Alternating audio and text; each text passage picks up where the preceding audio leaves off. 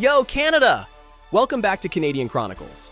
Today, we're talking about the man who single-handedly made lint rolling a professional sport. Aubrey Drake Graham, the 6'6" god. Drizzy, whatever you call him, he's been living rent-free in our playlists and meme folders for 2 decades. But before he was started from the bottom, he was actually just in Forest Hill. Yeah, that's like the bottom if the bottom has manicured lawns in private schools. Born October 24, 1986 in Toronto, Aubrey was a mixed bag of talent from day one. His dad was a drummer for Jerry Lee Lewis, and his mom was an educator. Talk about a range. Young Aubrey didn't want to just do homework. He wanted the spotlight. And in 2001, he hit the Canadian jackpot, Degrassi, The Next Generation. He played Jimmy Brooks, the basketball star who ended up in a wheelchair. If you didn't cry during that shooting episode, are you even Canadian? Jimmy was the heart of the show for 7 seasons. But while Jimmy was navigating high school drama, Aubrey was in the basement cooking up bars. He wasn't just the guy from Degrassi anymore, he was becoming Drake. In 2006, he dropped his first mixtape, Room for Improvement. It had room for improvement. But the hustle was real. He sold 6,000 copies out of his trunk. Iconic. Then came Comeback Season in 2007. This is where people started noticing. He even got his music video played on BET. A Canadian rapper on BET? That was like seeing a moose in a tuxedo. Then the fairy godfather of rap, Lil Wayne, heard the kid. He flew Drake to Houston, and suddenly the Degrassi kid was touring with Young Money. The rest is history, and a lot of Grammys. In 2009, So Far Gone dropped, and the world lost its collective mind. Best I Ever Had was everywhere. It was the first time a Canadian rapper truly felt like a global heavyweight. His debut studio album, Thank Me Later, went straight to #1.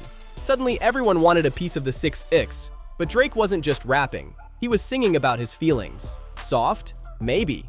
Rich? Definitely. He pioneered that introspective sound. You know, the kind of music you listen to when you're staring out a rainy window thinking about your ex who doesn't even know you exist. That's the Drake magic. Take Care in 2011 won him his first Grammy. It solidified him as the king of the hybrid genre. He wasn't just a rapper or a singer, he was an atmosphere, a very expensive, moody atmosphere. And let's talk about his PR game. Drake didn't just love Toronto, he rebranded it. He called it the 6'6", and now even grandmas in Saskatchewan call it that. That is power, people. He started OVO Fest, bringing the biggest stars in the world to Toronto every year. He made the city a global hip-hop destination. He's basically the unofficial tourist board at this point. By 2013, with Nothing Was the Same, he was untouchable. Hits like Started From the Bottom became anthems for anyone who ever got an extra nugget in their 10-piece meal. We felt that. Then came the Hotline Bling dance. Was it good?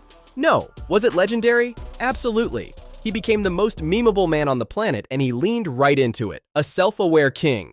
In the streaming era, Drake is the final boss. He's broken every record on Spotify and Billboard. More #1 hits than almost anyone in history. It's actually getting a little ridiculous now, Aubrey. Leave some for the rest of us. From Rihanna to Future, if you have a Drake feature, you have a hit. It's like the Midas touch, but instead of gold, everything turns into a viral TikTok sound and a platinum plaque. And the business side, OVO Sound, his clothing line, the Raptors ambassadorship, the man is a mogul. He's not just a Canadian icon, he's a Canadian industry, a one-man GDP booster. Whether you're a fan of his old Degrassi days or his new Certified Lover Boy era, you can't deny his impact. Drake took the Canadian flag and planted it firmly at the top of the charts. So, what's your favorite Drake era? Wheelchair Jimmy or 6'6" God? Let us know in the comments. And don't forget to subscribe to Canadian Chronicles for more stories about our homegrown legends. Thanks for watching. Now go blast some God's plan and try not to cry about your ex. We know you want to. Peace out, Canada. See you in the next one where we might talk about why our milk comes in bags. It's a mystery, eh? Bye for now.